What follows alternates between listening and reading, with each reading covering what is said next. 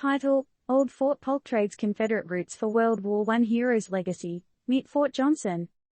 TLDR.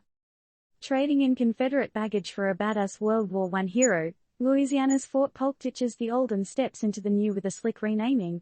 They've traded General Leonidas Polk for Sergeant William Henry Johnson, and it's quite an upgrade if you ask us.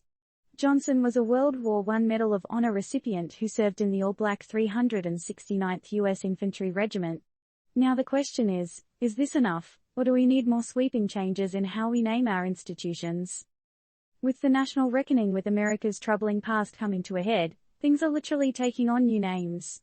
Not just a lick of paint, we're talking complete overhauls. And the latest transformation has swept through the heart of Louisiana's military establishments. Goodbye, Fort Polk, hello Fort Johnson. The name swap represents a much-needed departure from honoring Confederate figures and instead choosing to celebrate American heroes who embody the spirit of justice, bravery, and equality. And boy, did they choose a doozy. But who's the man stealing the show? Enter Sergeant William Henry Johnson, a hard-as-nails World War I Medal of Honor recipient, and a paragon of the warrior spirit. Talk about an upgrade, right? With a service record that could put Hollywood action heroes to shame, Johnson was part of the all-black 369th U.S. Infantry Regiment, earning himself France's highest award for valor, the French Croix de Guerre avec Palme. Now that's some serious international recognition. Former President Teddy Roosevelt even named him one of the 5 bravest Americans to serve in World War I. So why was this courageous man's name not on a military base sooner, one might ask?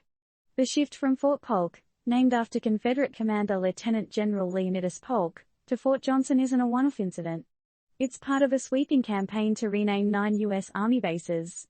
From North Carolina's Fort Bragg switching to Fort Liberty, to Georgia's Fort Benning morphing into Fort Moore, the winds of change are blowing, folks.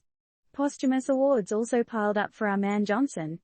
After his death in 1929, he scored a Purple Heart in 1996, the Distinguished Service Cross in 2003, and the Medal of Honor in 2015.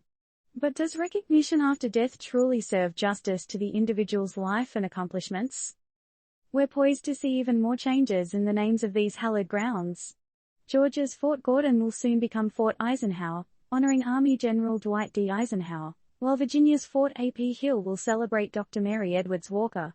But is this just a symbolic gesture, or does it hold more significance? So, it's time to ask, is swapping out the names enough to change public perception and right historical wrongs?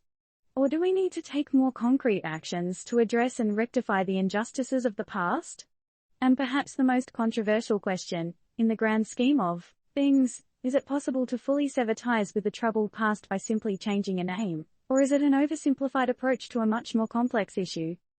Your thoughts, ladies and gentlemen?